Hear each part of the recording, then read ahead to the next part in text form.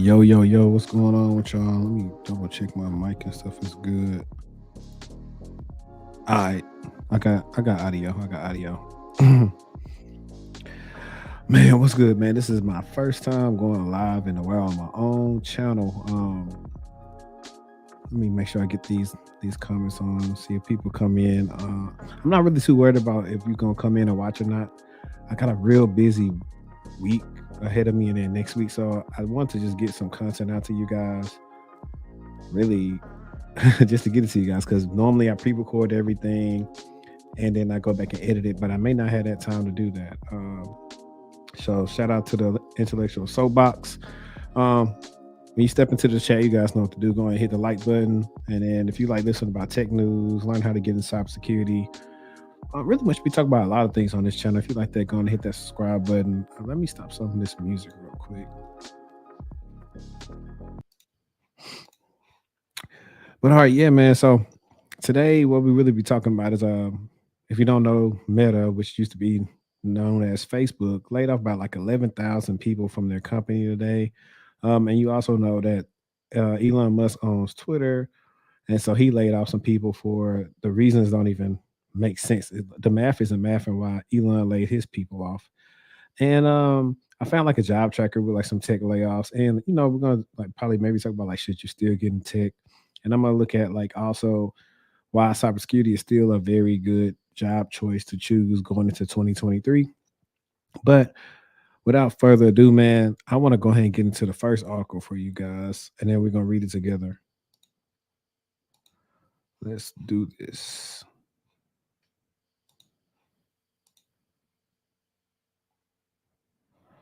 All right. So check this out. Meta, Facebook begins biggest layoffs in the company's history. I'm gonna just read a little bit of this real quick. Meta Platforms Incorporated, the parent of Facebook, Instagram, and WhatsApp Messenger, announced the first major job cuts in the company's 18-year history on Wednesday morning. Firing 11,000 employees, CEO Mark Zuckerberg blamed his own overly optimistic outlook for growth. And for those of you who don't know what he's kind of alluding to, they went all into putting money into the metaverse. What was it? Sometime last year or something like that, putting like a lot of money into like the metaverse or whatever, and that kind of backfired. And sometimes a company wants to be zealous, want to be first to the market, but that doesn't always bode well. It's one of the things that Apple is kind of good at, right? Apple don't really jump on the trends. Apple waits till the trends can show that they work, and then they'll put their little twist on it, and then they'll release it in their products like 2 or 3 years later. But let's look at some of these key takeaways. The cuts roughly 13% of the workforce will be the largest this year by sheer numbers in the tech sector, which has had several rounds of mass firings at big employers as tech companies, after prospering during the pandemic, experienced slower growth and face major cutbacks. Yeah, I know for my LinkedIn, like a lot of people are getting like kind of worried about like trying to transition into a tech role or getting into like cybersecurity, networking, or any other thing that's like connected to tech. And from the looks of it, most of these have been like the bigger companies that everybody have been trying to get at, and because you can get paid a lot there. I do want you to know there still are smaller companies that are hiring that do need the help. So let's keep reading. Key takeaways: Meta announced the first major job cuts in the company's 18-year history, cutting 11,000 jobs. Meta shares were up more than 7% at 11:25 a.m. Eastern Time in the wake of the announcement. Meta had been hurt by a slowdown in advertising spending. The cuts came after CEO Mark Zuckerberg poured billions of dollars in developing the metaverse rather than focusing on the company's core social networking businesses. And that's what the thing is like what they put money into didn't directly correlate with something that would keep making them money. They should have been somebody that waited until somebody else was doing it first and then they added on to it. And I think they would have fared better. And here's the thing, and I'm probably gonna say this a lot tonight. Is why I tell people to kind of look out for themselves and bump the company. The company's gonna do what's best for them or what they feel like is best for them, and regardless of how you feel, right? So don't get too attached to the company because it can all be over, pretty fast. They don't have to do if you was a high performing person or a low performing person. If they feel like your role wasn't needed, it just wasn't needed. It's just a number at the end of the day in the HR system. And how do I know this? Because I went through it personally. So it's not me kind of laughing at the people that got laid off, because I already know how I feel. Like you get that message and now you're laid off. Like something, and companies like this, you actually are inspired to work at because of how Facebook or Meta connects people's lives with Facebook, WhatsApp, Instagram, and whatever other companies that they own. Like you're helping people connect with the other people, and it's fun. It's probably fun work that they do there. I mean, of course, it's not easy. So let's keep on moving along. The Meta job cuts are the latest sign of pain in the tech sector, coming after Twitter, Snap announced layoffs. Let's read a little bit more of this. Investor calls for 20% job cuts at Meta. Many Meta shareholders have raised concern about Zuckerberg's decision to pour billions into developing the metaverse rather than focusing on its core businesses. Last month, Meta investor Brad Gerstner, founder and CEO of Altamir Capital, wrote in an open letter to Zuckerberg that the company needs to reduce headcount by at least 20% and cut annual capital expenditures by $5 billion from 30 billion.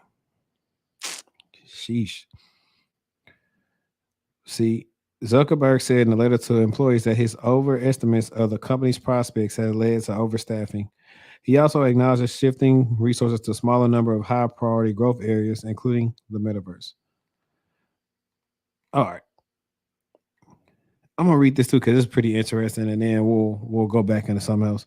Meta faces growing competition from TikTok. The company's focus on growth and expansion into new areas came amid rising borrowing costs, a global economic slowdown, and a drop in digital advertising, the source of most of its revenue. Meta also has faced growing competition from social media giant TikTok. The Meta job cuts are just the latest sign of pain in the tech sector, coming after Elon Musk, Twitter Inc.'s new CEO, fired almost half the company's workforce. Social media application Snap announced it will lay out 20% of its staff as well. Other companies like Lyft and business software company Salesforce have also started job cuts. As tech companies struggle, the tech heavy NASDAQ index has almost lost 30% of its value, compared with 19% decline in the S&P 500 for the year. Industry leaders like Meta, Microsoft, and Amazon all announced weak third quarter earnings, leading to decline in their stocks. This most recent quarter's earnings season will go down as one of the big tech's worst. All right. I thought I was going to talk a little bit more about TikTok. So let me stop sharing and let me go back right here. All right. You childish dude for saying Spolioli. But yeah, man, like also, and I might have to do a deeper dive on this. I might have to actually research this because tech did see a boom over these last 2 years, from 2020 to probably end of 2022, like a big boom. Like everybody was pivoting, right? Because it's plentiful. People just had job wrecks and they was throwing money out. That's why people was just going out and getting these jobs. But as you can see, some of these companies got a little greedy. I mean, the good thing is the people who got cut off, or maybe it's their first job in tech, now have experience to go get a job elsewhere. But like most people know, that's still hard coming off a layoff, depending on what you do. Now, I have heard good things that Meta's severance package, I think, was like either 4 or 5 months of pay, along with probably, I think they would add on an extra 2 weeks for every year that you work there. And it may be some other stuff, like maybe like your bonus already paid out, or and like your stocks vested, or whatever they're gonna do. I mean, so that's pretty good. I've heard of companies getting people like a one paycheck, and that's not no severance. Like it's hard to get a job in a week unless you was already halfway out. So when you see the fat lady about to start singing, go ahead and leave the auditorium. Shout out to y'all, man. But I want to go into I think I found an article about Twitter that I had here. I got a couple articles that I want to do, and it's also something that I plan to do a little bit more often. Is kind of like do like tech news and then cybersecurity news, to kind of keep you guys informed, or what I think you should look out for. I thought I had it. Here it is. All right. Twitter employees laid off by mistake. Need action return. Twitter has asked dozens of employees that were laid off after Elon Musk took office to return. This is just days after nearly half of the company's workforce across countries were asked to go, as per multiple media reports. And if you have been paying attention, like I ain't a lot, like the people who worked at Twitter, I know some people that worked at Twitter. It had got kind of gloomy for them. Like he came and changed the whole mood of the company, and some people just glad to go, honestly, just because you don't want to work under somebody who's gonna make work miserable for you just because like you're coming in doing things that don't make any sense. Like I think I saw them trying to cut money into some critical infrastructure that they need to keep Twitter afloat. Um, not too long ago. And I'm gonna talk about something else that Twitter is doing that's kind of funny. But let's keep going. According to sources cited by Bloomberg, a few of those who are being asked to return were laid off by mistake, while others were let go before management realized that their work and experience may not be necessary to build the new features the new boss Elon Musk envisions. Earlier on Friday, Twitter cut 3,700 jobs, informing employees via email in order to cut costs following Musk's $44 billion acquisition, which closed in late October. However, many staffers found out about losing their jobs after their access to the company wide systems like email and Slack were suddenly suspended, according to the report. Okay. Yeah. So this is funny because it's like, all right, so you fired me, now you want me back? Really? But I want to find something actually funnier. Let's do this.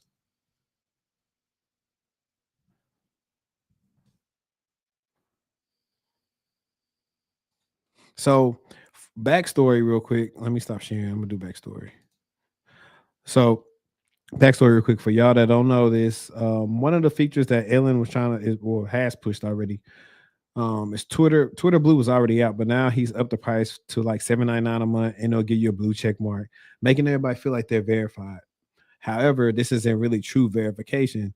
Somebody can go spoof an account, pay the $8 a month, and act like they're a celebrity, and people will think it's them if they're not paying attention to the profile and what they're actually tweeting.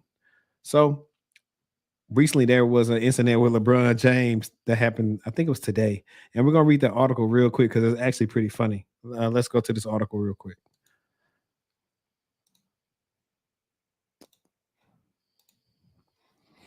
Let's see if I can find the picture real quick. All right, so look, boom. So if you can tell, you would think this is LeBron, right? It says, I'm officially requesting the trade. Thank you, Lakers Nation, for all support through the years. On to bigger and better things. The kid from Akron, I'm coming home. Like that's funny because he do call himself the kid from Akron, right? But what I immediately did when that happened was I went ahead and just went to LeBron page and I was like, man, that's not real. Because what people don't know is the new verification isn't blue. Your check is actually like white, like a white check. So that's the verification now for like an actual verified celebrity, the one and only. But with this blue check mark, because a lot of people don't know, blue used to be the standard. Like if you're on Instagram, blue check mark, whatever, like you verified. People think somebody is verified. Their pensions like this is matter of fact, watch this. Cause I want to say in the tweet, it actually had a picture of LeBron or somebody added it. So let me watch this. Uh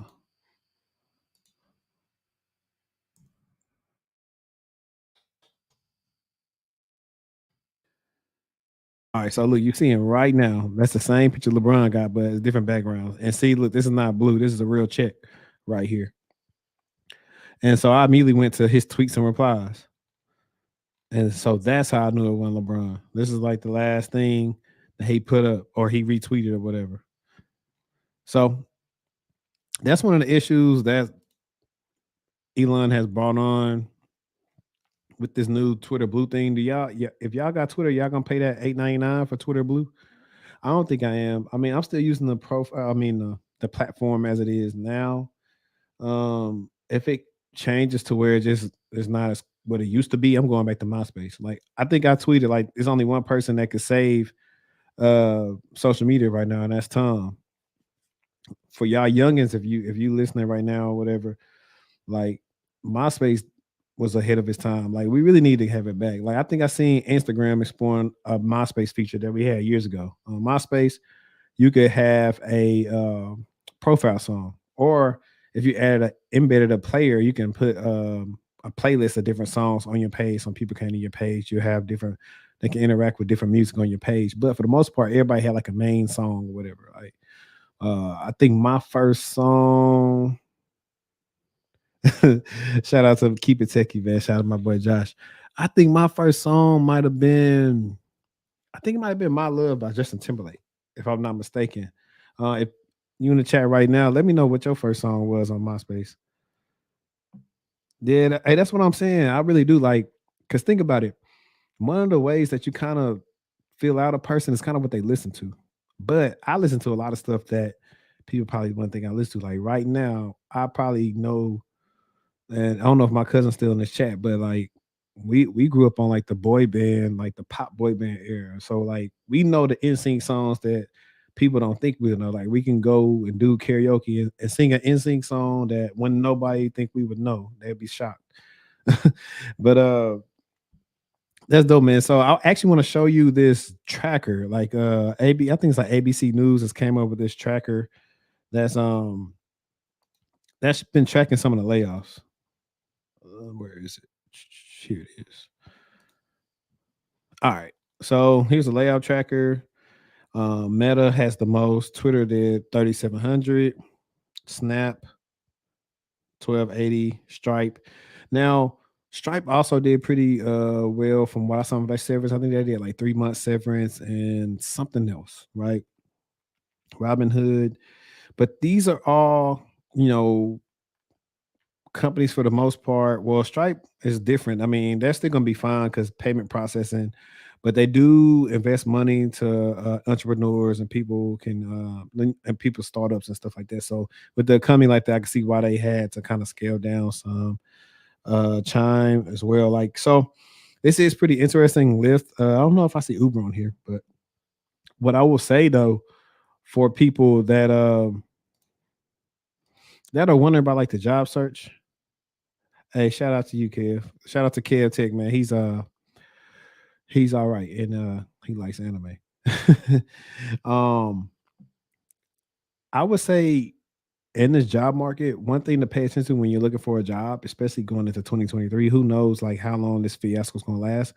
Pay attention to like the industry and like the company that you're working at. Like, is it a needed industry or does it depend on different things in order for their business to operate, right?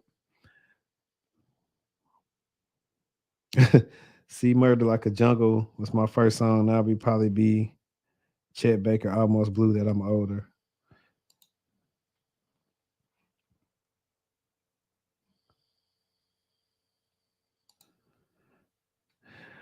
Hey, look, I think my song, one of my favorite songs, like is The Midnight Train to Georgia. Like Gladys Knight and them, like that's my jam right there. And like it fit a lot of movie scenarios when stuff is happening. I want to say, didn't they have it on Deadpool? I think Midnight Train to Georgia was playing on Deadpool. But appreciate the super chats too. But I was saying that pay attention to that industry, right? Like healthcare, banking is pretty strong. Um, oil, anything government wise, government pretty much kind of like recession proof. Government, state government, city. Uh, I think like I guess education will fall under that, but pretty and things like that, kind of like this that you know is needed. Like I can tell you right now, tech still is needed for like healthcare. They're not gonna have like a huge workforce, but trust me, it's needed from the smallest small town hospital to like the biggest hospital chains of hospitals. They need it. Um, this is a good question. I have so there have been some MSPs that have did some layoffs. They've been quiet though. Um, my one of my former companies, they did some quiet layoffs. And I guess they got the people to kind of keep quiet about it, which I didn't really too much like. But that was because they're trying to, I think, downsize so they can go public or something. So unfortunately, those people didn't get done the right way. And that's why I tell people, hey, keep your options open all the time because you just never know. You just never know. Like I had no idea when I talk about my layoff video that I was gonna it was a regular day. I was just gonna drive in. They're really well. If I go back to it, for those who don't know, quick story was like my first security job I got was with Intel, and Intel owned McAfee at the time. Intel ended up splitting from McAfee, and McAfee got taken over by some investors. So when this typically happens, if the companies don't have like the right strategy of what they want to do, nine times out of ten, people the workplace is going to be bad, and then people will get laid off. And I think that's what happened with us. They probably mismanaged funds, overpaid some people, and in this position, I think I told people it's like, I worked really hard in that position and I like got laid off and I really couldn't understand it, but I wasn't too mad, but I was like a little bit like, really?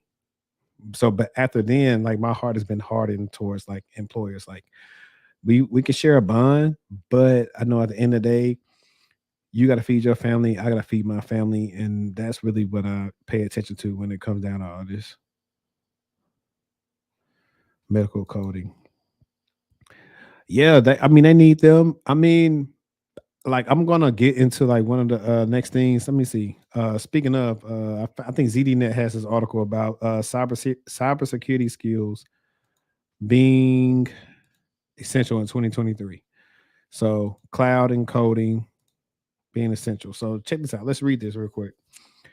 Cybersecurity, cloud, and coding. While these three skills will lead demand in 2023,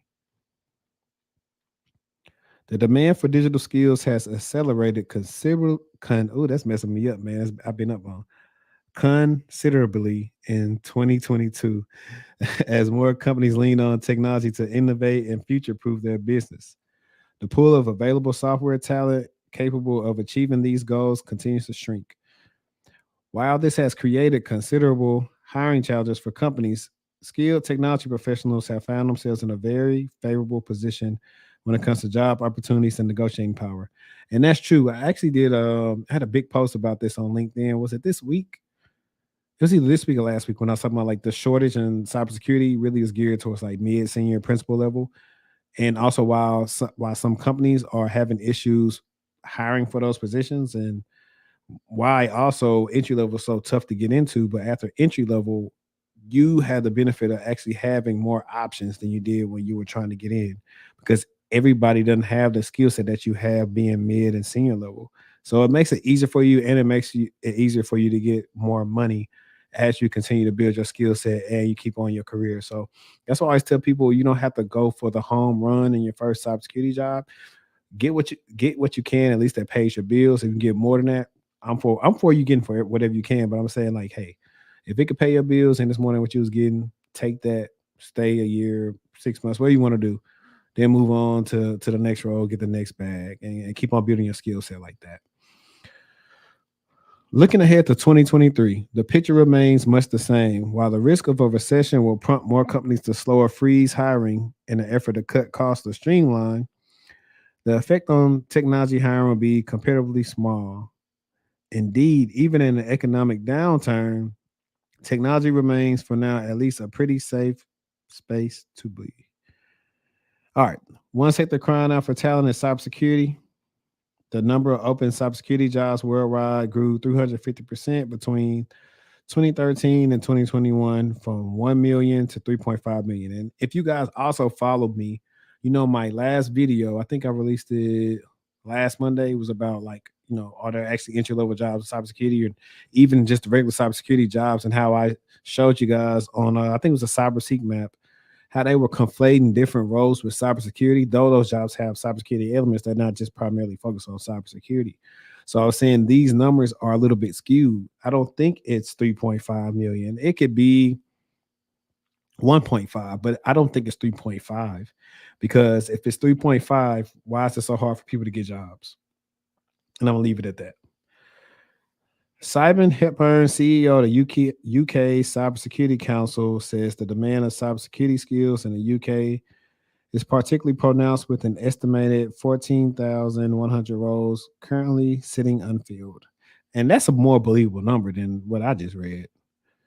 Um, okay, actually, let me backtrack.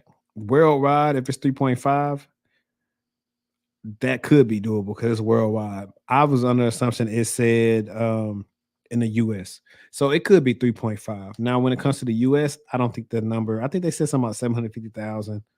And that might be right. And maybe I'm wrong. And that's my fault. It is 1118. So maybe that's me. I want to get into the meat and potatoes though. Let's see. All right. Calling all coders. According to a recent report, job posting for data engineers rose by 116% between 2018 and 2021, while ads for computer scientists increased by 72% based on Robert Half's salary guide. People need to know, I think that's C Sharp and C++, Angular, Node.js, AWS, Google Cloud Platform, and Azure. All right. Um, let's see. According to, I'm not trying to bore y'all, so I'm trying to find like, yeah, it's a lot. Okay. Let me see if it's going to share this if I go to this page. Stop sharing. Whatever. Let me go back to y'all, man.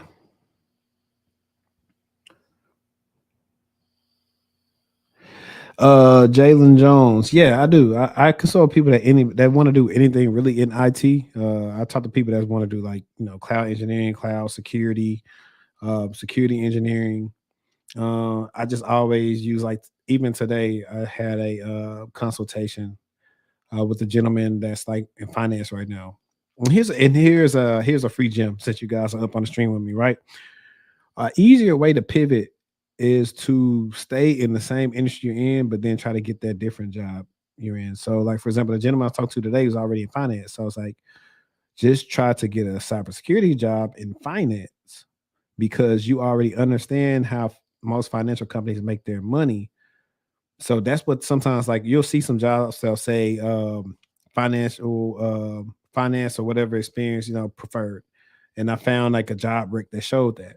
And then I showed him that he had transferable skills related to some of the roles that were in cybersecurity. And I pretty much was guiding him to a lot of he does some stuff I think with like credit card risk now for pretty much my old company actually. And I was showing him just regular risk analysts and other GRC roles in finance that he already had those skills for, but he would just need to understand some of the other concepts with some of the frameworks with like NIST, ISO. What else do we see on there that we seen all the time? COBIT and IDLE, things like that. Understanding those frameworks and then pairing it with the knowledge he already has. I say, it's doable for you to get a cybersecurity role. So yeah, but I said that all to say, like, yeah, I work with everybody pretty much. I just use my tools and I just try to give you the best way to get there. Like, if you want to get in the cloud, 9 out of 10, I would assess your skills.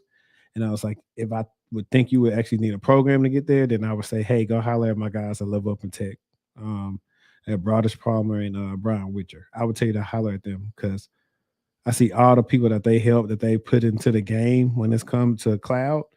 I'm talking about people like zero to hero type people. So that's what I would say about them. The article I was trying to find for you guys was it was one I was gonna say like people wondering like with all this the economy and recessions, should you still try to get in cybersecurity? And I would say yes. Right now, I think the unemployment rate in cybersecurity is still like 0%. If you've been following the layoffs, you haven't seen many cybersecurity professionals affected by the layoffs. And like my guy Tavion said earlier, I watched one of his reels. If they were able to find another job quickly. Now, I will say, be wary of this. I would say some companies might be just about done hiring for the end of the year, the quarter. They may not open up hiring again until like the middle of next year. Just because they can't really, I guess, gauge on how the economy's going to be. So they want to make sure they're not overextending themselves. I asked my manager today about, hey, would we be like getting anybody else on the team? And he was like, no, we had like, I think said they had like 400 recs open and they closed them all. So nobody's being added right now, probably till sometime, like you said, middle next year. So I would just say just look at the companies that are look like I said, look at the industry it is. Like if you have the skill set now, right? If you got the skill set, go. It's best, I would say. Appreciate that, Jalen. Um, it's best if you can probably get a what's the thing called? A sign on. Hopefully you get a sign on bonus. Um, so hang on. Let's see what this is. Hey man, do you think Deloitte will lay off a lot of new hires in this upcoming recession? I don't know. Honestly, I don't know. I don't know what Deloitte's numbers are looking like far as like revenue wise and far as like has anything been affected on their end. Sometimes you never know. I would just say always prepare for the worst. Push come to shove. You can always probably ask like your management or somebody, ask them like, hey, is my role in good standing? And sometimes they'll be honest, and sometimes they won't. They can't give you a clear answer, and sometimes maybe they don't even know. Maybe they were told something different. And if that's the case, just always be looking for stuff. At least you got a name like Deloitte on your resume, and while this time now is work on different skills. And shout out to Tam. Tam said the government not laying off. Yeah, yeah, yeah. I said that earlier. I was like, government is pretty much recession proof because they're always going to be there. They're always going to have cash for the government, and that's why like government is probably pretty good. I mean, you can get in early. I know some people like myself. If I was ever going to do like another government role, since I did like I was a government contractor earlier on in my career, I would do it later on in life, maybe late 40s, 50s, or whatever. If I because then that'd be steady. Like it's not much that changes in the government. So many controls and procedures that the job is pretty much very easy. And so it would allow me to whatever other things I was doing on the side, I could do that and then just chill and coast. But right now I'm still in learn mode to where I'm still learning different things. So that's why it wouldn't be ideal for me to do. Yep.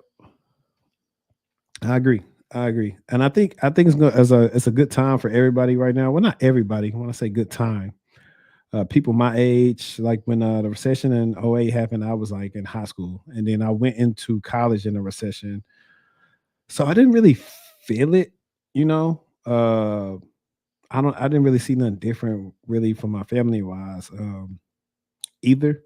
So I can't say, but now that I'm an adult, I pay attention to things a little bit different. Like even like the last 2 years, how houses and apartments are crazy.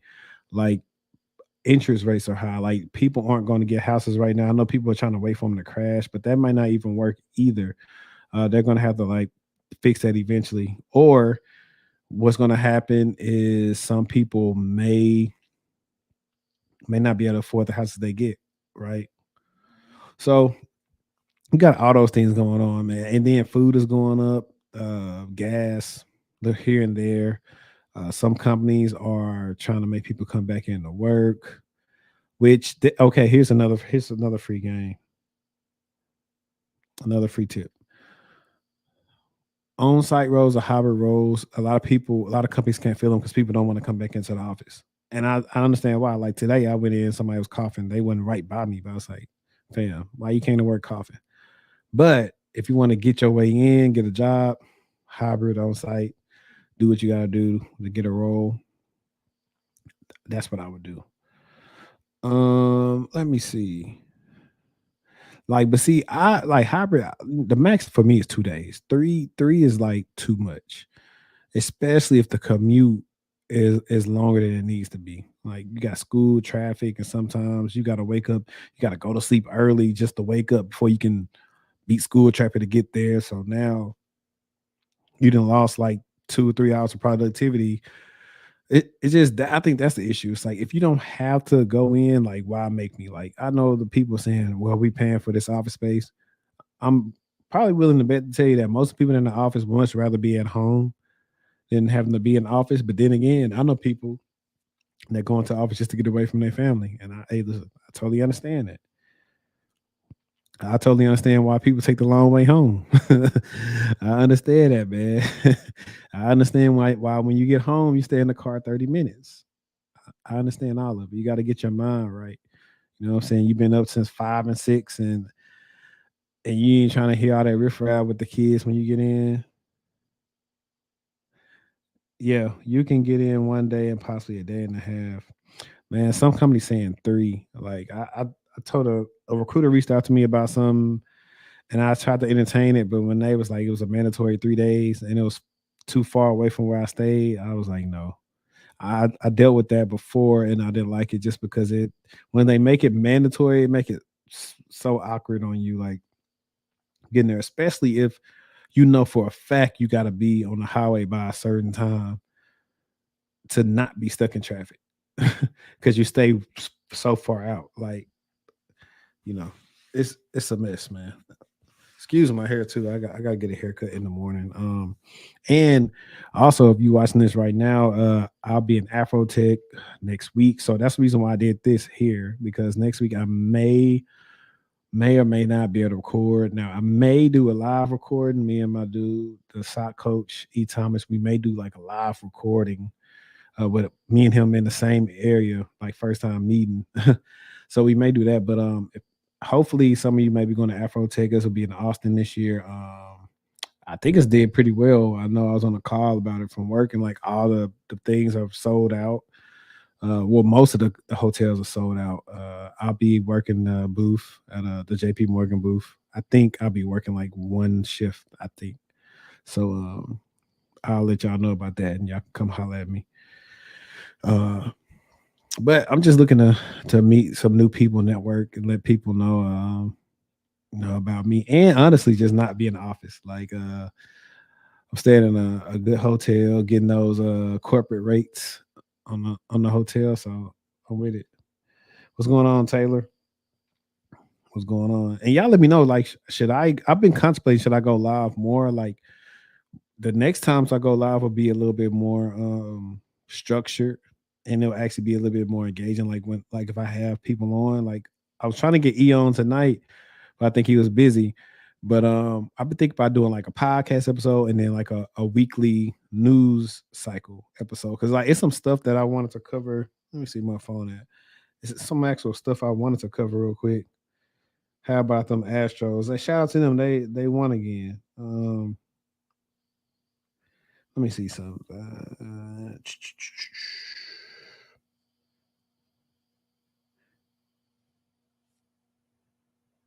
Or I can't find it anymore.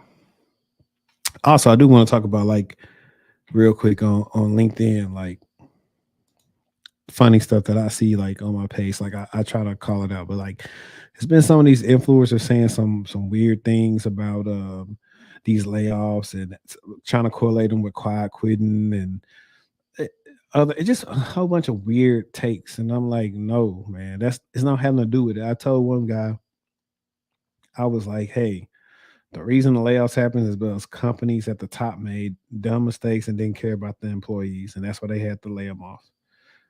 That's most of the time happen. Oh, we gonna restructure. Like, okay, that's fine. I mean, you can restructure, but we know one or two things. Somebody didn't do their job right, was whatever. Like, so it's like crazy. They keep their job for doing it wrong, but you lose yours, and you probably was doing it right. So that's why I'm just telling y'all, man. As my boy CJ Goodfellow say, the game don't love nobody. This corporate game does not love anybody at all. And I'm going to ahead and play my. Let me do this real quick. Let me play my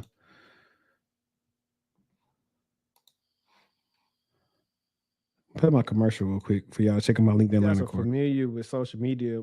Most of the talk we see about is how to get into cybersecurity, how to get into tech. So a lot of entry level content. Well, if you aren't entry level anymore, then I have the course for you. I partner with LinkedIn Learning to give you guys a course on how to advance your cybersecurity career. This course is a short course dedicated to show you things that I learned in my personal career journey that helped me go from being a help desk all the way to being a senior VP in a financial institution. So if you're ready to advance your career, then check out my LinkedIn Learning course. Link will be in the description. Thank you. All right. So I had to drop that in there. So y'all watching them know, like check out my LinkedIn Learning course. I am working on like some different sponsorships. Hopefully I can direct y'all into some good things. I'm trying to get stuff that aligns with my brand that I like, that I could show you guys about, honestly. Um, I should bring Kev up here. Let me see if he want to come on real quick. If he's not busy, let me text him real quick. Let me see. I know it's late. He's on East Coast time. Let me see if he want to jump on.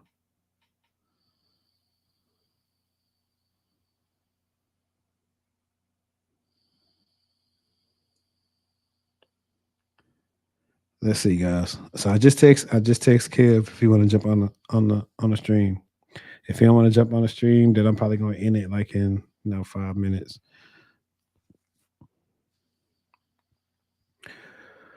Let's see. Let me see if I missed any chats while I've been over here.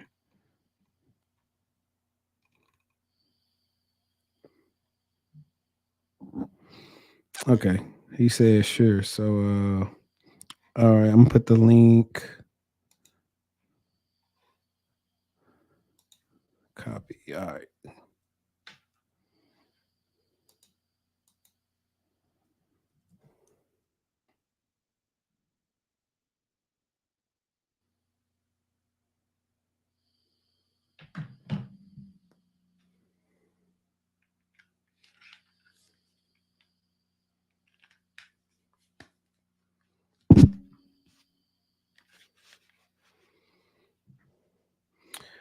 Uh, I have a new LinkedIn account. Do you guys have a Discord thread for connecting with others in this community? Kinda. I mean, there's a couple of. I have a Slack space. Kev has his own I mean, Discord channel. So yeah. Oh, he's already up. Let me bring Kev up. Hey, what's up, man? Yo, what's going on, man? How's everything? I can't complain. Everything good? Yeah, man. Dover King just asked about Discord threads with connecting with others, saying they need new connections with the LinkedIn. I was just telling them about your Discord. And I was like, I got my Slack space. That. I think people just like Discord more than Slack, though, man. Yeah, yeah.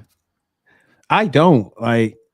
I like Discord. No, don't get me wrong. I like Discord, but I just like Slack. I'm biased in that way, but I'm also a person that actually likes Microsoft Teams too. Like I don't just hate it. I think it's useful at work. Mm-hmm. So it's not something I would make like Microsoft Team chat for, and then like have people join it. It's not that style. It would either be Discord or Slack. Yeah, I like Discord.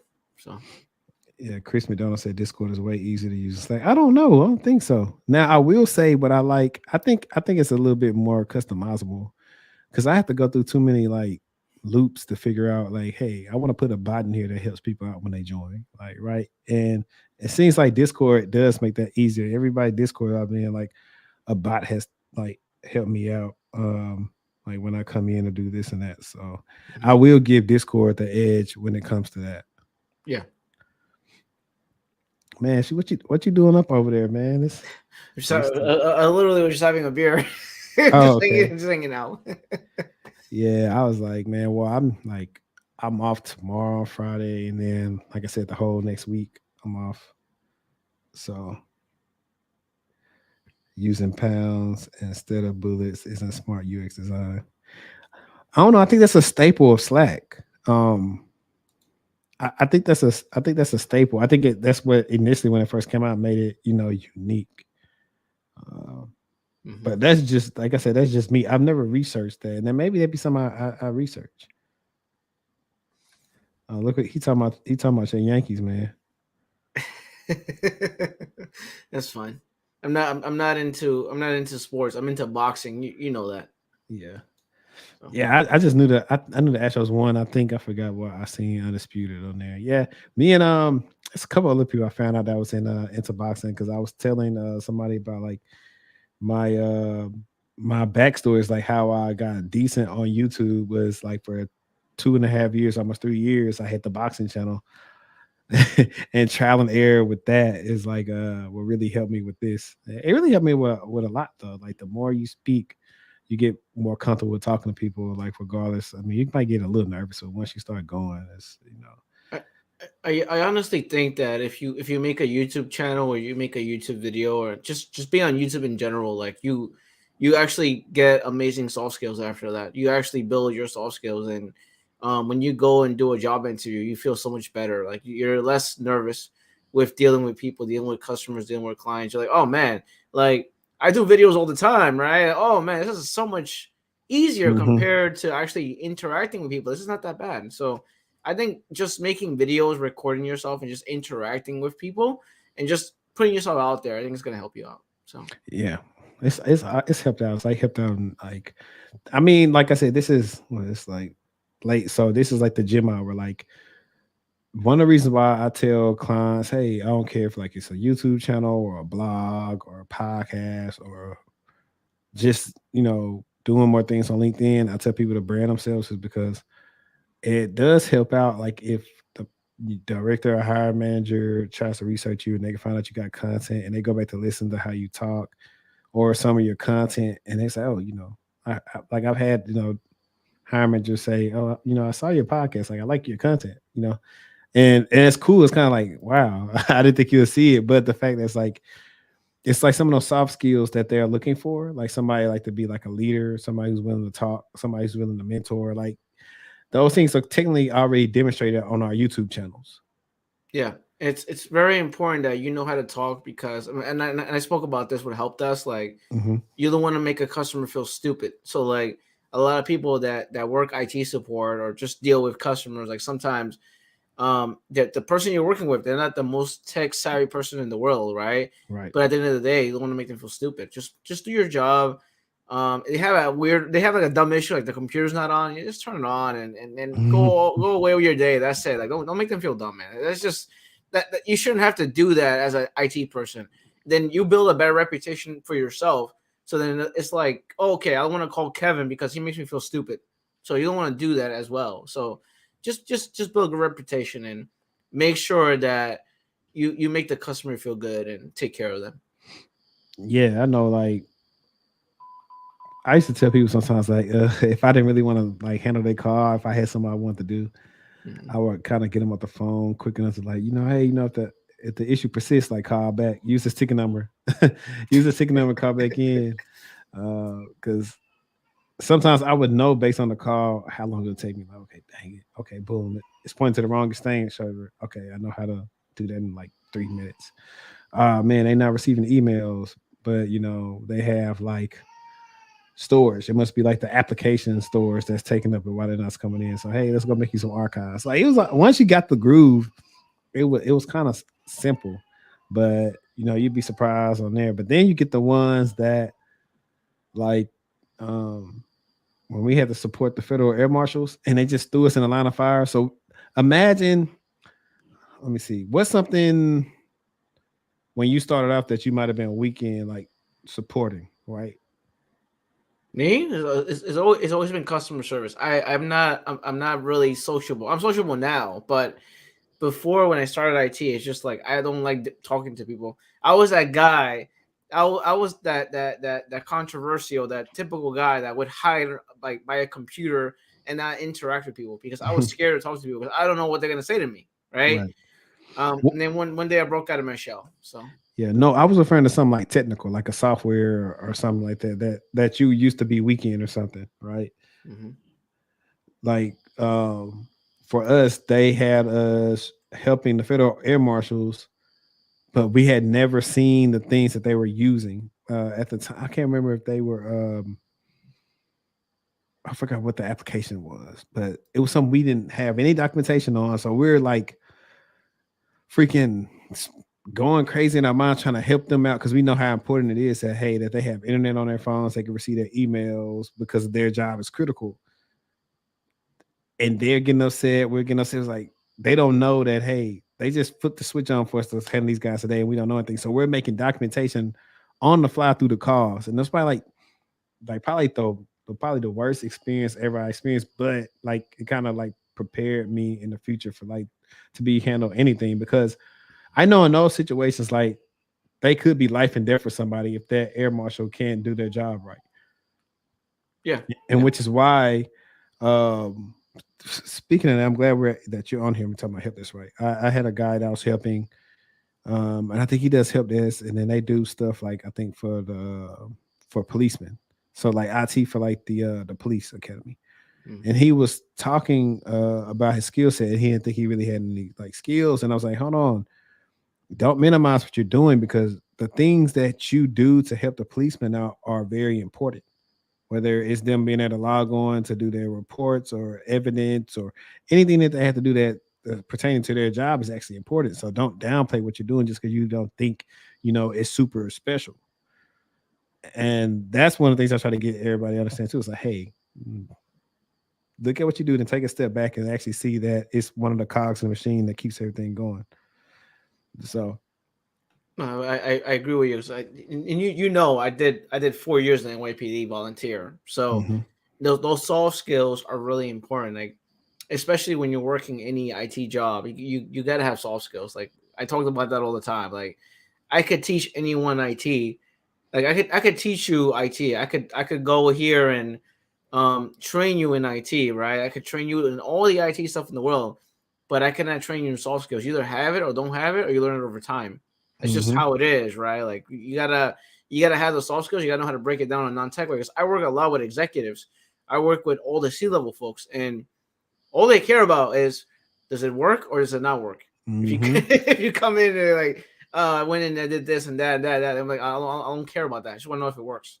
That's Yeah, it. That's all I care about. So give me that answer. So yeah. I've seen people like mess up at work, and this is when I was off help desk and shut down because they are like freaking out because they don't know what to say in these situations. And these are things that you learn from hey messing up or dealing with a customer or whatever you got to do on the fly when you help desk. I'm talking about dealing with customers. Now I had fun like my last week of help desk, but people telling you that their username is their password and all type of stuff. Like it was fun, but it wasn't fun when it feels like you're doing like 60 calls and the person actually doing is doing 30. Then you kind of feel like, hey, somebody's getting over. I think that was one of the issues I had with it too. It's like when I was taking calls, like, why am I able to knock out 3 calls when this dude is still on the same one? That's a simple that what he has to do is very simple. Like, what's the issue? no, I agree. I agree with you on that. Like sometimes, and I talk about this like, working smarter, not harder, right? You got to work smarter. Like you cannot. And I learned this the hard way because I got burned out in one of my jobs, right? So you have to like sit there and look at the situation, look at the scenario, analyze everything. Like, why am I busting my ass if this person over here is not doing their work, right? So Hmm. you have to sometimes in life or in just jobs in general, you're gonna have to go somewhere else. You cannot avoid that. Like if you have a manager and you have favoritism and all this other stuff, and you have politics, you're gonna have to leave the job. You just can't do anything. You're gonna have to leave. That's just the reality of IT. That's how it is. Sometimes you gotta leave a job in order for you to get a better job, and there's none of this BS. That's just how it is. Yeah, man. But they would trick us a little bit. It's like you have this thing like right after your call. Let's say you're wrapping up your call, so you're wrapping up like your final closing notes. You could be in this thing called Ox One, but you couldn't be in it too long, or they would come over there and say, "Hey, why you in the Ox One so long?" And so you have to get right back in. So sometimes the only way to mitigate from taking out a cost is like I think it's like Ox Three or something like. It's like one of the calls like you got to take a break at lunch or something like that. Mm. And they used to kind of like micromanage that a little bit. Not at night. Like nights and weekends was the best because you can just leave your phone on speaker and it would go like probably doom like every once an hour, 30 minutes. I don't know. Like nights was good for people who are in school or just want to like live it up and just not want to deal with like the hard calls or whatever. Like nights was cool. Hmm. But yeah, man, I just wanted you to hop on. We're gonna now that like I guess people responding like I did say like either keeping on going into like the end of the year or start next year. Like I was saying, I'm probably gonna do this thing where I go live maybe like once a week, but I'll probably have to bring you back up so we can actually. I got to get my stories down. We need to actually swap like some funny stories on here. for the help desk peeps. I think that'll be pretty cool. And then just talk about like some other stuff, help desk related that people may or may not know, because they always like people like, I want to do help desk, but I don't want to take a pay cut. I was like, I see what you're saying, but I was like, you actually be surprised that help desk pays better than what you think it pays. People don't know that though, because of just the kind of the negative connotation that some people have placed on it. Some people that's probably never worked help desk at all, or say things about help desk, but just like absurd. So I think people just in general, I think people fall like they sleep on help desk. The reason why I say that is because I have people that work in help desk that they make really good money. Like the guy that I train in my I guess in one of the help desk roles, he's making 95K. And that's his first job in IT. So and the thing is, I'm like talking about money because people are like, damn, you can make that much money? Like, oh my goodness, right? So hmm like help desk is so underrated because like if you work for a fintech company, like I told you, financial services, right? yep, There's so much money in help desk, it's insane. Like there's no end to how much you can make. Like in help desk in financial services, and I talked about this in another channel, Black Heights, right? you're right. I talked about this in the other channel, the One Lifefoot, right? And basically you can make like so much money, it's crazy. Like in help desk you could go all the way to 250K, so it gets crazy with the money because you're not only troubleshooting just regular help desk stuff, you're troubleshooting like financial applications and things that you normally don't see in a job environment. So I think people need to wake up and smell the Java and look at the other stuff. That's So funny, smart Java man. What's going yeah. on, Josh? Hey, what's up, man? How you doing? Good Hey, man, I can't bro. What's up, Kev? what's up, man? Tell me why I just looked at you and realized that I did not get at you when I was in Vegas. Oh yeah, yeah. Yeah, It's I all was. good. Yeah, Most people forget when they come out here. As soon as they see them lights and all that stuff downtown, they yeah, that's what no, they focused on. You know what I'm saying? So I understand. yeah, yeah. No, I was there for my friends get. He's actually getting married this week, so we was out there for like his bachelor weekend party or whatever you want to call it. So we was out there for that. And I forgot. I think we probably might be coming back sometime like next year. Like this is my second time in Vegas, so we went to the old strip. I like the old strip more than the new strip. Okay. Yeah. Yeah. It's nice, It's man. more of my Just vibe. yeah, hit me up though, man. I'm always down to.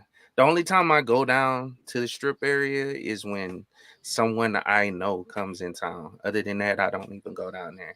Yeah. Yeah. I was gonna say that it's good to see like us be all together in this video chat because it shows that people that look like us, you could make it in IT. So it's very important that you show that like on YouTube because sometimes people assume that anyone that is African American or Hispanic cannot work IT. So it's really Yeah. important that we show that. Not only that, most times people think like, and I'm giving my age away, even though I'm not old. People think you got to be Dexter or Mandark to do stuff like in IT. Like, and I'm like, that's kind of like further away from you. It's more so like repetition. Like IT is really more so like a skilled trade in a sense. Like you just gotta practice at it.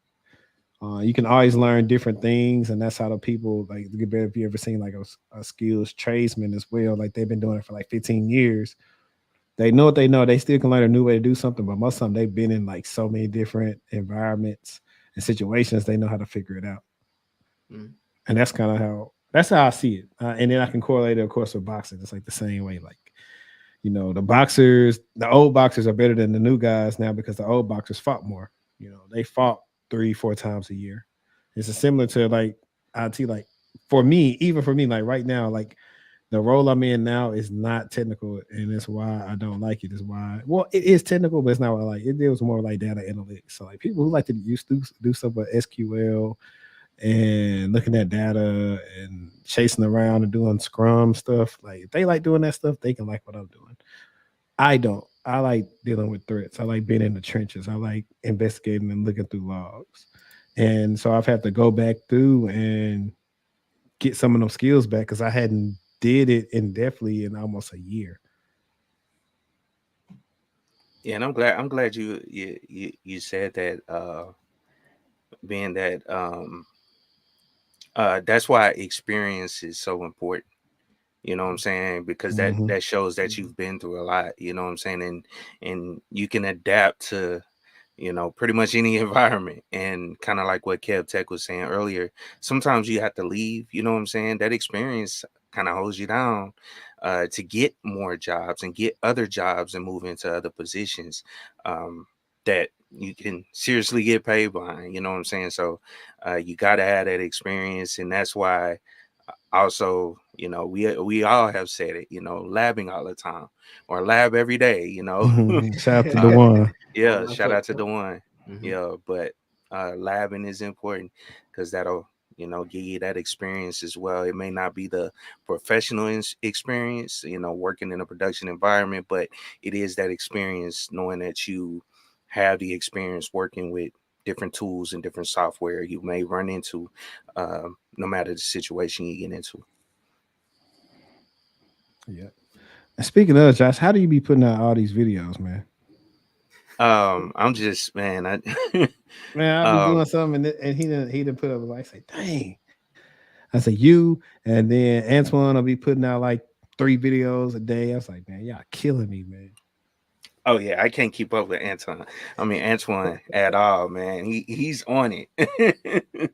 But nah, I just um well, what I've really ramped up because of the news. I started incorporating, different things that happen in the news. Kind of like what you're doing with this live stream, how Meta Hmm. laid off. I was planning a video for the next couple of days for that. You know what I'm saying? But depending on that news, it's kind of like a filler in between the tutorials that I do. You know what I'm Right. saying? That's what makes it look like a lot more than what it really is. So Yeah. That's kind of how I take it too. It's like I use the news to go into maybe a topic or something I want to touch on, like because I'll touch like this because this has been like the last month has just been hot for like layoffs and a lot of stuff in tech. And then I didn't. It's funny, I didn't touch on something that I meant to. Like normally I script like my stuff out kind of what I talk about, but I didn't write it down today. There are the naysayers now that are probably trying to laugh at the people who pivoted, but I was like, no, I mean, I don't know why you would laugh at that. Those people wanted to pivot for a better life, and some of the jobs that people do don't get paid the way they should. Uh, and so we're going to see like a lot of that, just because of people like to hate on other people. I don't know why you hate on anybody's downfall, because at any given time, people a couple of paychecks away from being like the same way. I was gonna say that first of all, a couple of things. Not what you said, but first of all, Keep It Techie. Like you guys should check out Keep It Techie's Linux video and Linux course as one thing. The second thing I was gonna say that the lab every day. That's what got me my job in one of my first jobs when I first started IT. The reason why I got my job was because of the labbing part of it. I did the home lab. I learned Active Directory. I learned how to create user accounts, password reset, account creation, NTFS, permissioning with folders and share folders. Obviously, we don't give someone access to the whole folder. We give them access to a specific folder, right? Hmm. I learned how to do all that. And then when I went to actually apply for a job, I learned the skills needed for that job. So when I went and applied for that job, they hired me because of that, because of the home lab, and because I had the actual on demand skills for that job. And that's the home lab part is very important. You have to know how to market yourself. It's extremely important. Learn how to market yourself, and just if you know the skills, you know your stuff, then actually know how to market yourself. It's extremely important. And then the other thing is, because we have a whole recession going on right now, right, is trying to learn new skills, right? Trying to learn how to make yourself recession proof. You want to be like an MVP, right? You want to be like a basketball player. You want to make sure you have the right skills so then you don't get fired, right? So you want to Hmm. make sure you have the right skills that you need for the IT job, because you don't want to end up being the one that's being let go, right? That's extremely important, having the right skills. And the other thing that I wanted to talk about as well is not being one of those guys that are quiet quitting, right? Like basically what I mean by that is like you do your job. Obviously, you could do your job. That's totally fine. But I don't want you like doing like a little bit of your work that the manager knows that you're lazy. Don't be lazy, right? Don't do that. They're gonna fire you. You're gonna be the first ones to get fired if you're extremely lazy. That's just a reality of work in general. So that's what I wanted to add to the whole recession thing and all these things that are going on right now. Yeah. Yeah, Yeah. yeah. I got something to add, like just quickly on quiet quitting. You can do it, but just do your work very well and still quiet quit. That's probably the best way to do it. um, but let's shout out to Grove Dwayne. He said, "What is your opinion on Coursera, and what is a certificate to go for with no experience to learn the basics?" So, that is a very good and also open-ended question because when you say the basics, like the basics for what? Like, and this is one of the questions I always present people with. Like when we do my consultations, I have like this questionnaire and I ask them kind of um what position that they want to do. And then they'll say, "Oh, somebody had like today. The guy said he had a security engineer." I said, "Hell, so what made you want to pick security engineer?" And then they was like, "Honestly, I don't know. It just seemed cool." And so that just led us down the laundry list of like going through different roles that people could do that based on his skill set, what he can do. So I don't want you to think you just necessarily don't have any experience or skills. You probably have some skills that will work in IT or tech. So that's the first thing is establishing what you have. And the next thing is figuring out where do you want to go to. So I don't really want you to focus on the certificate. It's more so like Kev just said, the skills needed to do the job. If you learn those, you'll be more successful than just getting the certification. Because if you get the certification, I mean, you studied and passed it. But if you got the ideal job you wanted and all you had is a certification and you didn't learn anything else, could you do the job? So that's my take on that. I'll let Josh and Kev do their own take on that. Yeah, I was gonna say that question is too generic. I can't really answer that question. Like, what do you have as a skill? Like anything you did that's customer service related, it doesn't matter what it is. It's still IT experience. So I want to know what that is. I want to know what you do. I want to know what your resume is. I want to know what your LinkedIn profile is. I want to know everything about you now because of that question. This is a very generic question, right? What is your resume? What is your LinkedIn profile? Tell me a little bit more about yourself, right?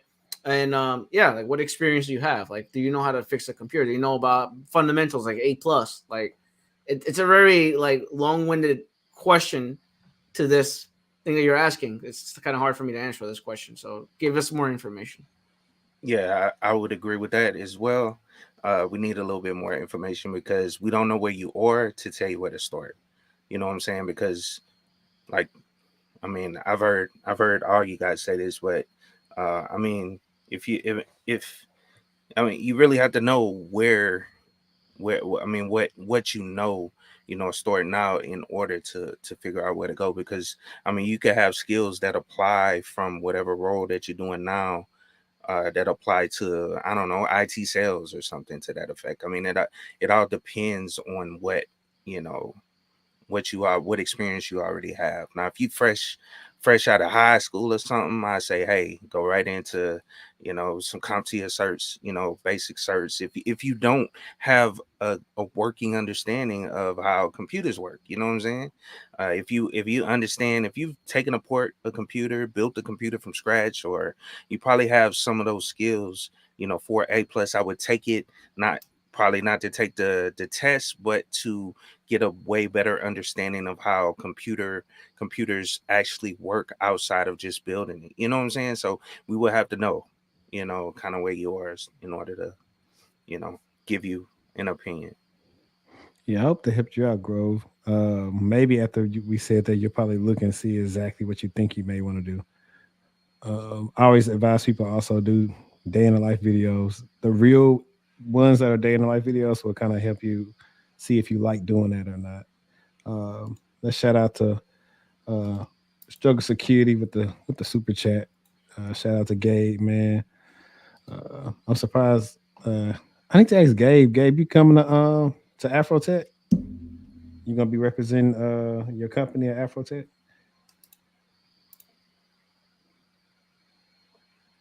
He may reply in the comment section or not. Um, but yeah, but see, but Tivo Slade said I've only started navigating the Linux command and mkdir, so make directory. Start. Actually, I got well, Keep It Techie really got all the Linux stuff for you. He actually Hmm. got a Linux course. If you could put that link in here. Oh yeah, I got you. I'll drop it down there. Nah, I won't be at Afrotech, new house, a new baby. I'm chilling. I definitely feel you on that one. Definitely feel you on that one. um, but no, as you saw from the question, though, Grove's question, I get those questions like often. So I just try to use a technique to redirect their focus into something I think that they would be good at, and then, or I'll introduce them to something that gives them like a foundation, and then they can go which way they want to go to once they get that foundation.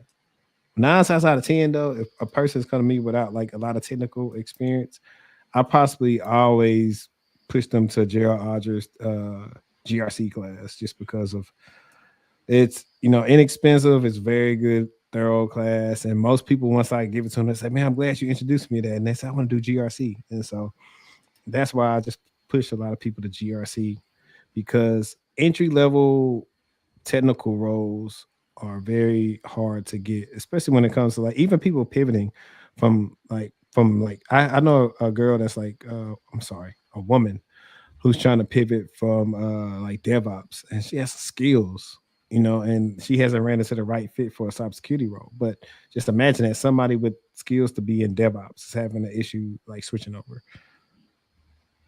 I was gonna say that it's not really talked a lot about, but it's so difficult for a woman to get a job in IT because they're a woman. And Yeah. I know I want to go into that conversation, No, like a no, no, no, no. wormhole, You're a conversation. you're You know what? definitely right because they You don't know what I represent a mean. lot of the workforce. Yeah, you know what I mean. Like I get really annoyed by that too. I get frustrated. That's why I'm a proud supporter of women's cyber jitsu because I get really annoyed by that with women trying to get into IT and it's dominated by men. But like we should see more women in IT. I get extremely frustrated by that as well.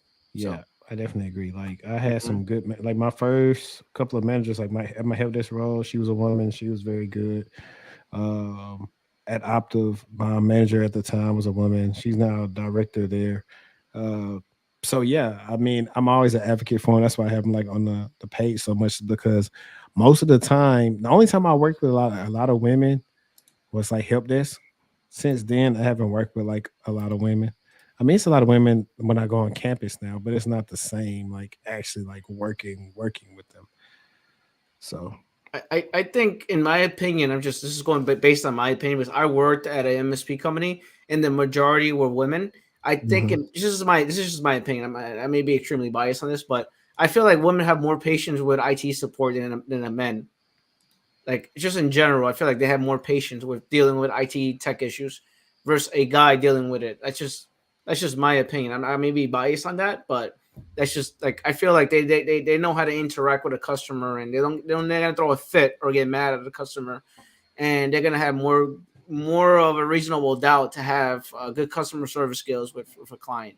That's just my opinion, but you know. Yeah, I don't think I noticed the women going too crazy when we used to be on the phones. Cause I mean, a lot of that comes from their ability to be mothers and most of the time kids around their mothers more, so they have to be a little bit more tolerant and understanding. So they kind of use that level of thinking like when they're dealing with a customer most of the time, I would say. Uh, for me, I think it was easy for me because we weren't dealing with people's money. So as long as you're not dealing with people's money, the costs aren't as bad as they could be. Like, let you Mhm. work like for the help desk that's actually a customer service. Because I had to call AT&T this week because they double billed me, double billed my girl too on her thing. So I was like, man, what's going on? Mhm. Well, this is a good question. This is a good question. Well, a good statement, I say. Gabe said, I've seen more that women aren't as interested in IT as men. I think there's a similar gender imbalance in the nursing field where there's less men than women. And you know what?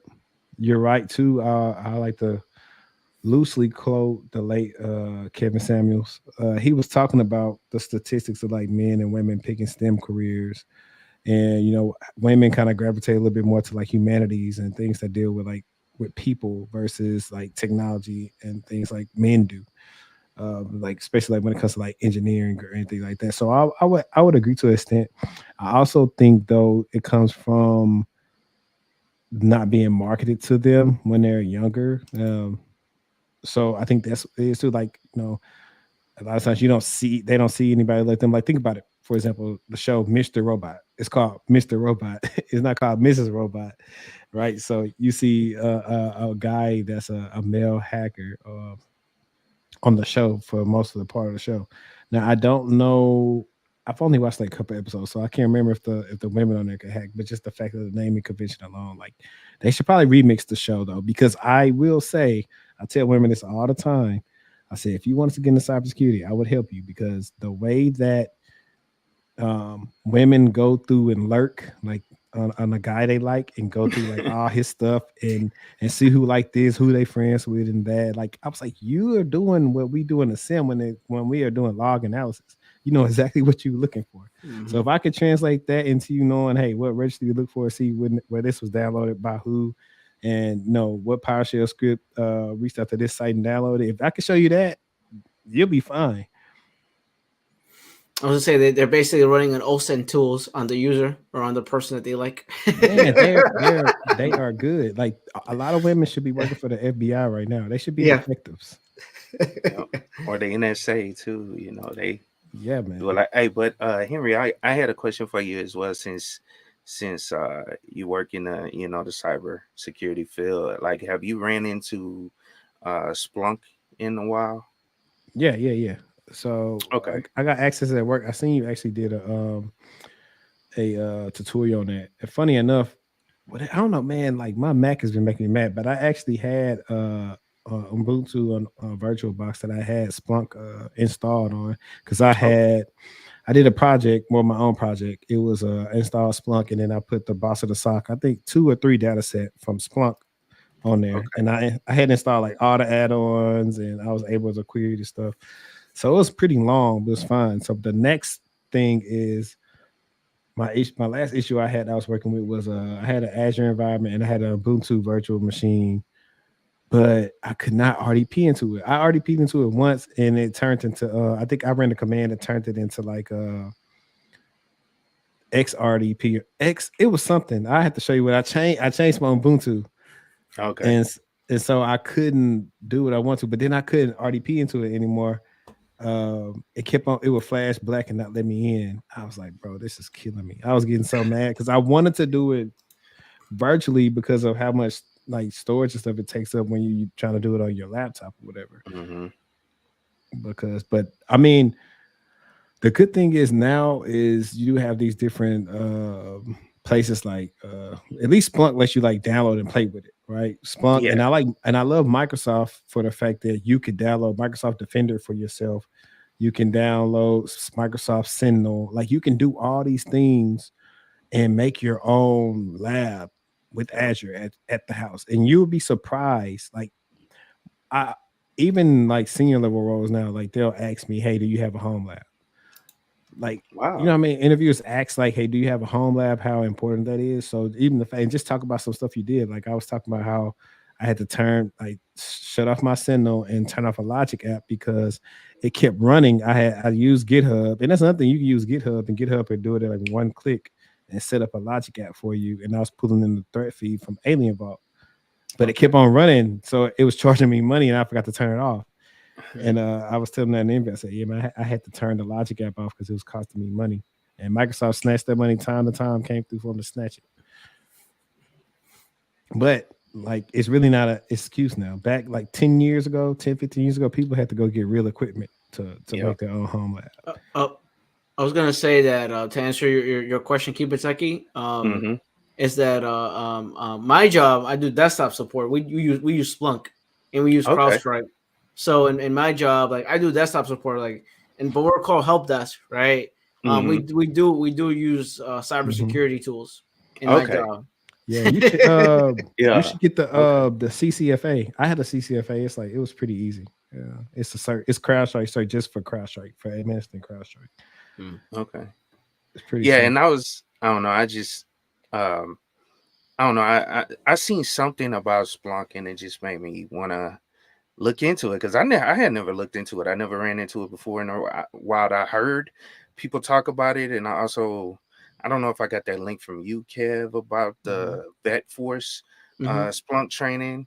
But yeah, I was like, hey, I wonder if how do you install this, or if I can install this in a lab environment or something. And so Yeah. I figured it out. Yeah, and that's what made me ask you about it, Henry.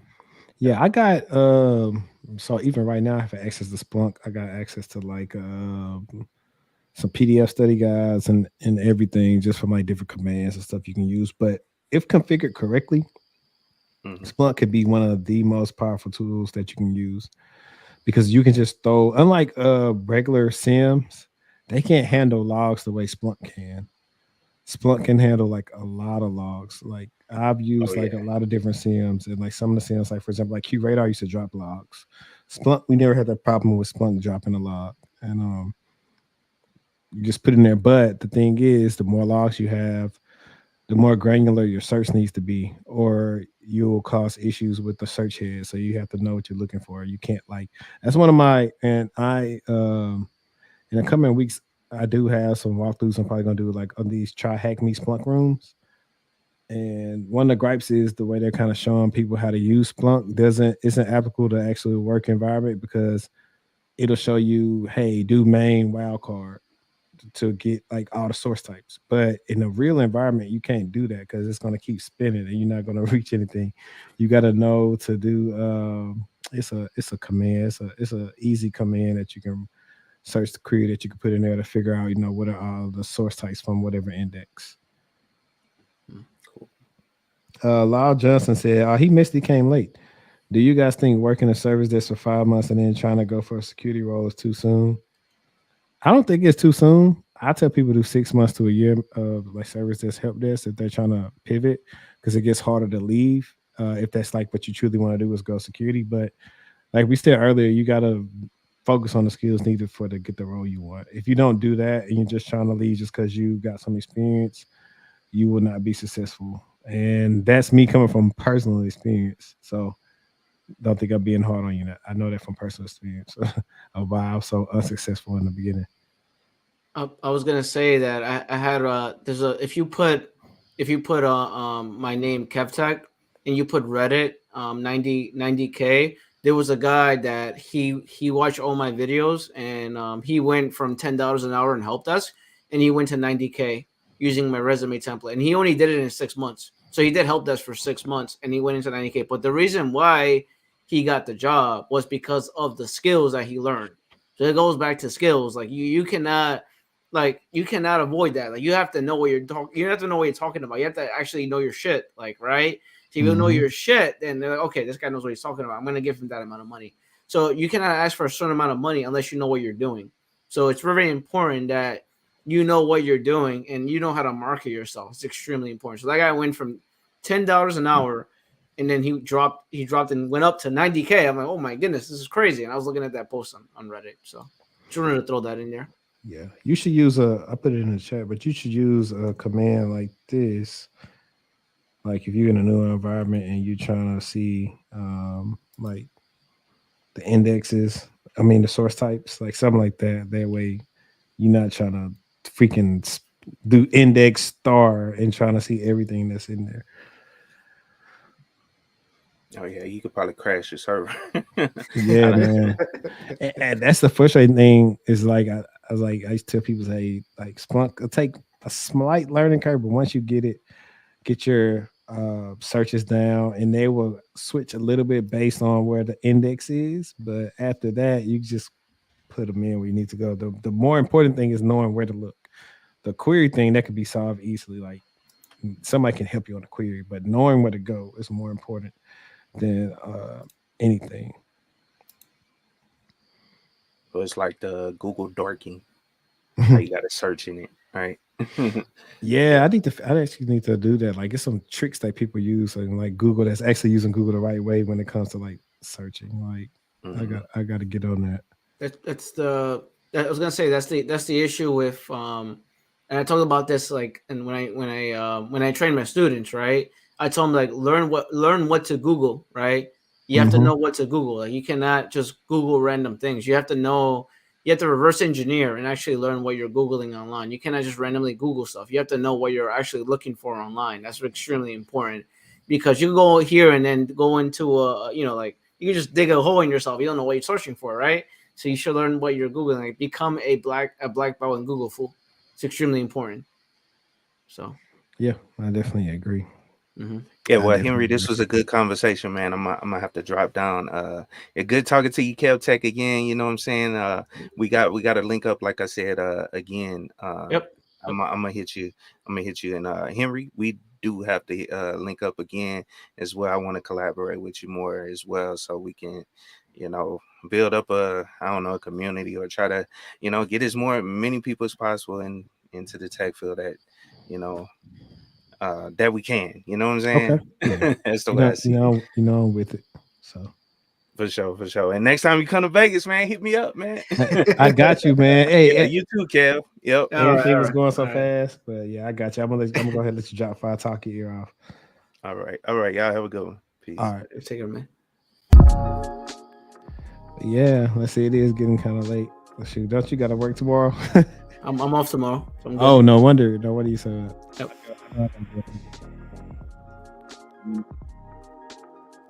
But I was gonna leave you with like the last words, and then I'll probably just gonna close it out with the chat. Yeah, definitely. I always talk about when you're brand new to IT, don't be afraid of getting rejected. You have to have the right mindset. Mindset is extremely important when you get into the game of IT. Someone will give you a chance. You gotta take a step back if no one's hiring you. It's because your resume sucks. Like I always talk about resumes. If you don't have a really good resume, no one's gonna hire you. Also, make sure you fix your LinkedIn profile. You make sure the hiring managers are looking out for you. You're not looking for them. So make sure you have a solid LinkedIn profile. And that's about it for me. I hope everyone's having a great night and good evening. Yeah, and y'all already know this for me, man. In the wise words of the Job Father, you play for the name of the team. No, you play for the team, but you're loyal to the name on the back of the jersey. And that's just telling you, hey, in this job market, just be please loyal to yourself and look out for your best self-interest because you're the only person that will. And on that note, man, y'all know, like I always like to end every podcast episode with is let's be textual. And once this gets on, Spotify, Apple Podcasts, make sure you please leave a review. Also, if you want to support the channel, please check out the Patreon. It really helps out.